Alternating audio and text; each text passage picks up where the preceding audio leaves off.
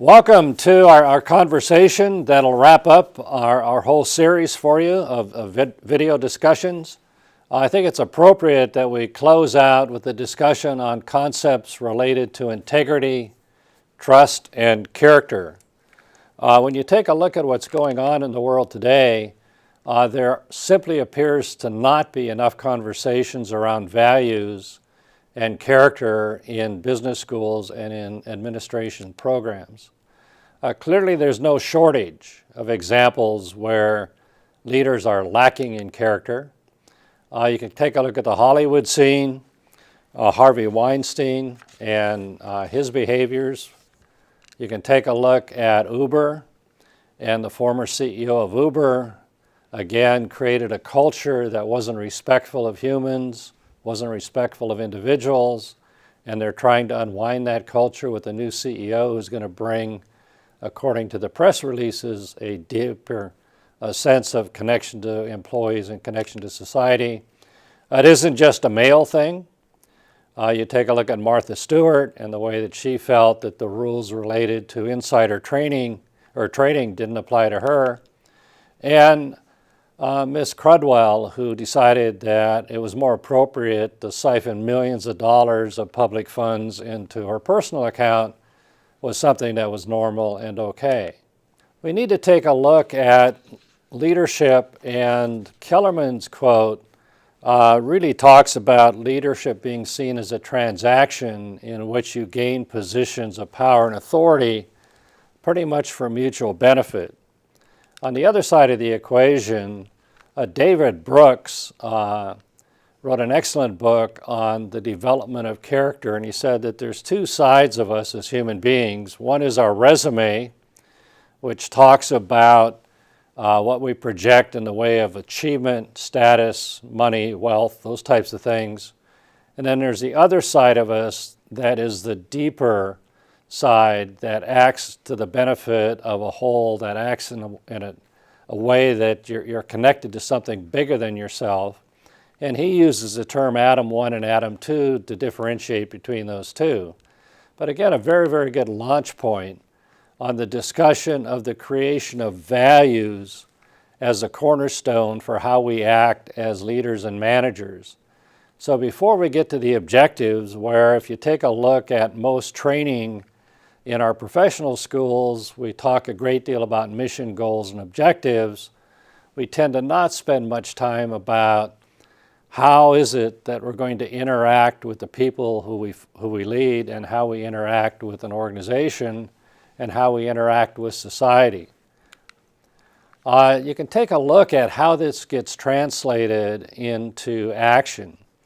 In the situation of Katrina, you had FEMA, the emergency organization for our federal government, delayed sending people down to help the people in need in New Orleans because the protocol required that everybody receive sexual harassment training before they could be deployed, which delayed almost a week in getting people down there. On the other side, you have values-based organizations whose values are based on saving people, the Coast Guard. They went in, they parked their traditional protocols, and they just went out and saved people. And after they saved them, they sought permission. And then you take a look at Wall Street during our last meltdown, where the proposition was we are smarter than everybody else, and it's our role to go out and fool the masses. All of this is driven from a corporate culture, and we had a nice long discussion about culture, so you got to think about the organization's culture and how embedded the conversation around values is part of how people are guided in their behaviors. And Collins and Porras, in their excellent book, talk about how core values are the essential tenets that drive the organization, that the organization has a purpose which is its guiding star. And again, in my conversations in organizations, we're so focused on getting things done, we tend to not pay much attention to these two core activities. One of the conversations I have when I have the opportunity to work with an organization and we're starting to take a look at strategic direction and what we're going for, I ask them what their values are, and they usually give me a list of about 10 or 15 things that are really good bumper stickers. I mean, they make nice posters in the organization.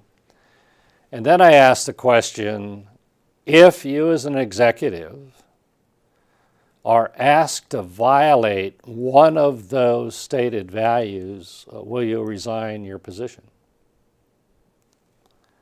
All of a sudden, that list starts to shrink. The next question I ask is, as an organization, if the marketplace says you need to do this in order to be competitive, will you liquidate the company and walk away from the market? If the answer is yes to both of those questions, then you have a value. So this isn't about bumper stickers, it's about a very visceral part of how we go about operating in an organization.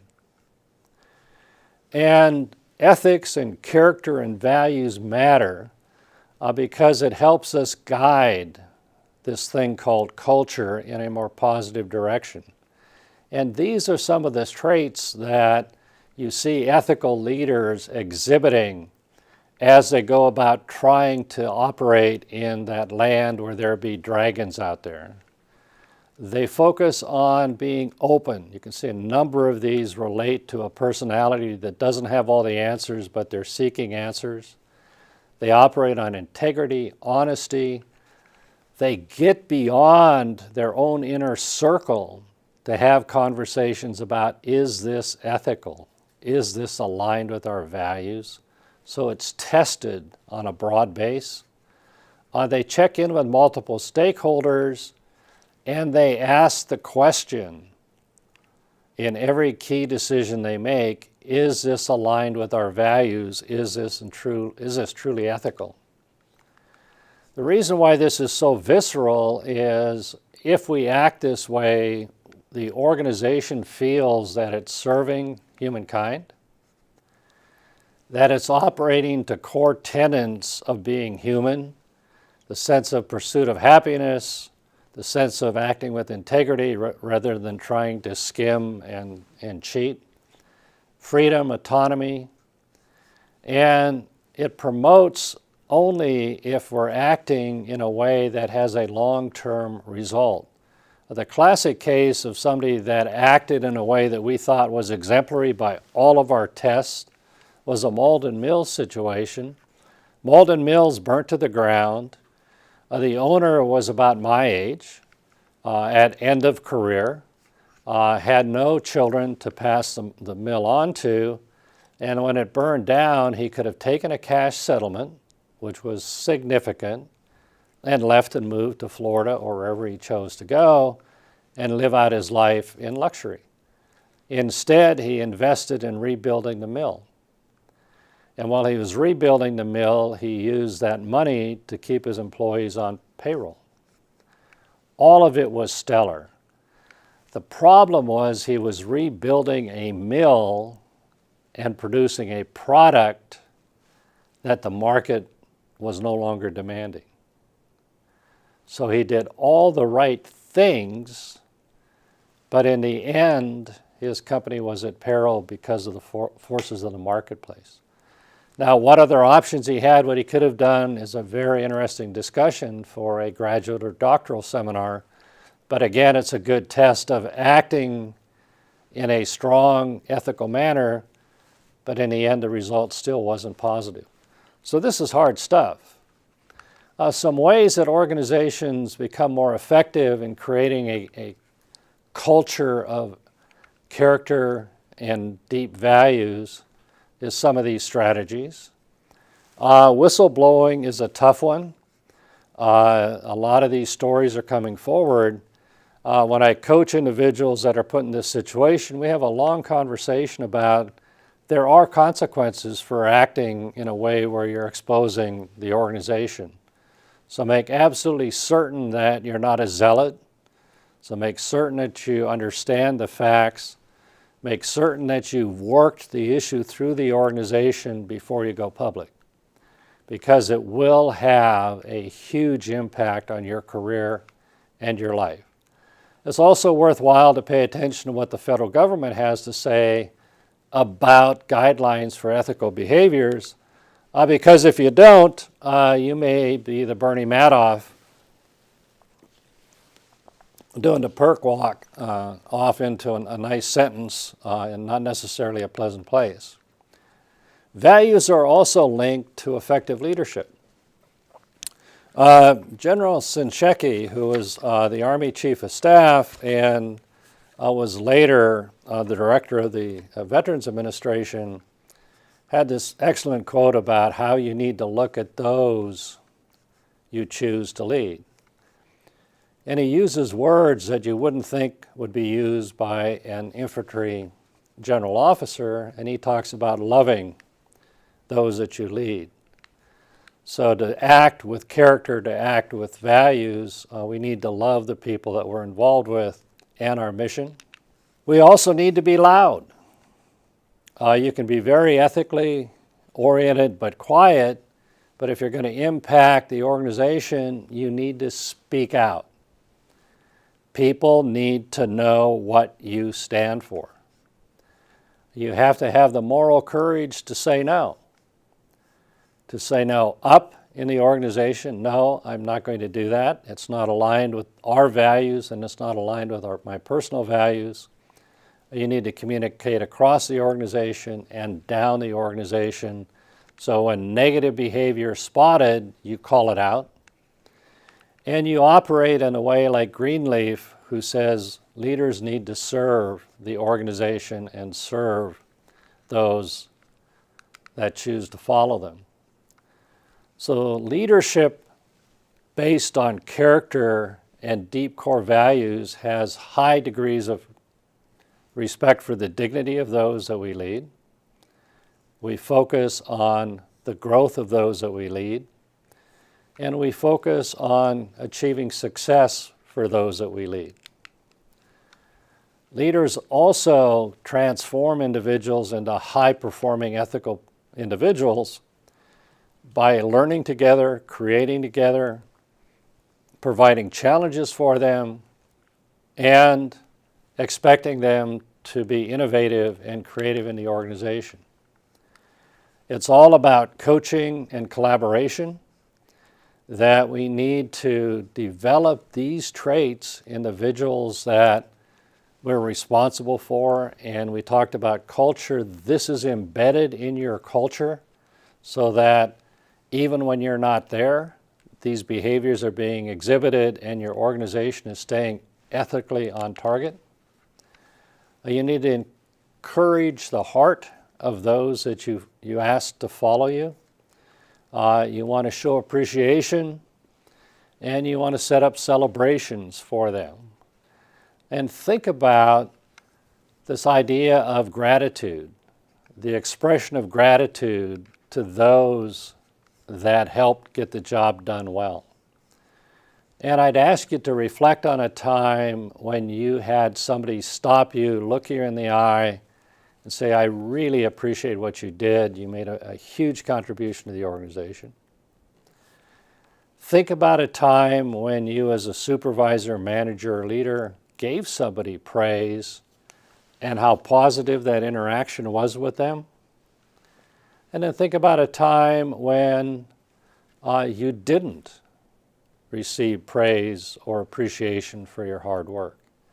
So again, as leaders, we need to take the time to manage this. I'm going to share with you some information that Dr. Peter Jennings presented in a workshop that we were doing on this very subject. And Pete was at the University of Santa Clara at that time. Now he's up at Hillsdale College. And I brought his presentation down to a shorter format. So these ideas are his. They're also something that I personally would stand behind as a recommendation to you to think about. And he talked about what's going on is the development of the character industry. And he said that there's different assumptions that are used. One is that we need to be spending time searching for our authentic self, sitting around gazing at our navel to finding out who we are. Then take a look at how we develop professionally. And then he said there's also parallel truths that, in fact, organizations and institutions help develop our character and our sense of self and our connection to something greater than self. And the key here is focusing on something more than you and your self-interest, and that it is a continual struggle. This is not easy. You're being asked to first find out about yourself and then find out about the values and purpose of your organization, and then figure out how to act in a way that you're putting something other than yourself first. So how do you grow an ethical leader? One is the surface development. That is the ability to do, and these are some of the actions of a doing leader. Again, we covered a lot of these in leadership and in our earlier discussion. The other is what you need to know. It's the technical side of the organization, and that's where we weave in innovation, teamwork, those kinds of things. You need to know how to do that. And then deeper down, there's who the leader truly is. That's understanding your core values, your core character, and what's expected of you within the organization. This is hard work, and it goes all the way back to ancient times where Horace advocated that we really develop our character through the crucible of experiences that are challenges to us. And we need to have experience, but we have to do more than that, because experience doesn't automatically translate into our learning something. It can also be false. It can be narrowed, and it can be skewed in one direction. We can be drawing the wrong conclusions from it. We can also tend to rationalize an experience that was difficult and how we acted. We may not be soliciting the feedback that we need. So how do we make this experience a positive? And we need to take a look at the bookends. And one side is the actual experience of it. The other is taking the time to find quiet room for reflection. And when I work with executives, I try to share with them, I did this poorly, but you need to get on your calendar quiet time. And I'll ask them to start with just a minute to be quiet and to reflect on what's going on around them and to reflect on a situation that they're in. And it is hard work. The coaching is try to get to the point where you have 30 minutes of quiet time a week where you can be reflective. So we need to have the bookends of experience to where it's the doing and experiencing, and then there's a reflection. So we need to think about our being, ourselves, and how we interacted with that environment more than just doing. So when you take a look at the task, we tend to focus heavily today on getting stuff done. We also need to be able to focus on learning about what went done and achieving mastery. So we have the performance side of the equation, we have the learning side, but then we have to have the quiet time. So we had the experience, we took action, we reflected on it, we learned some things. All right, now how do all these pieces come together to help guide our behavior? And in the organization, this is really a challenge because you have the organizational bureaucracy that's going on, you have the marketplace that's going on, you have your development as an individual and your own expertise, and all of that's interacting on the organization in which we operate and the space that we're in. So we need to be very aware of that. And it's the interaction in this space between knowing, doing, and being in which the operating or the leader operates. So we have the organizational context, and then the leader operates within the context of that organization. So again, we have the knowing, the technical side, the doing, the skills, competencies, and then it's our own identity, our own character that we bring into this action. So it's a dynamic that's taking place that we need to be thinking about continually. Pete Jennings tells a story about the Marine Corps, and he was embedded. He was an Army officer. He was a Marine, was discharged, went back on his doctorate, was teaching at West Point, and then was embedded in a Marine Corps unit in Afghanistan to study the behaviors of line troops. And he talks about a Sergeant K. And Sergeant K was involved in a situation where his troops were pinned down. One of his young soldiers, in the scramble to find cover, left a lot of the critical ammunition that was needed for them to engage in a firefight. And a Sergeant K crawled out under fire and retrieved the soldier's equipment so that the platoon could fight in an effective way. And he tells his story about his action, and that it wasn't just something that was unconscious, it was a very thoughtful action on his part to remove himself from the safety of cover and go out and retrieve the ammunition that they needed. And he did it when he was absolutely scared to death.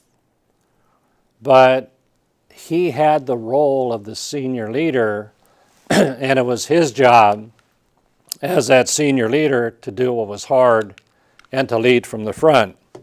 And the interview notes showed very straightforward that you had to, as a leader, resist and overcome adversity, that you had to uphold the normative standards of the Marine Corps, that you are a non-commissioned officer, you're the senior person, you need to be taking that action, and you're willing to sacrifice yourself for the well-being of your troops.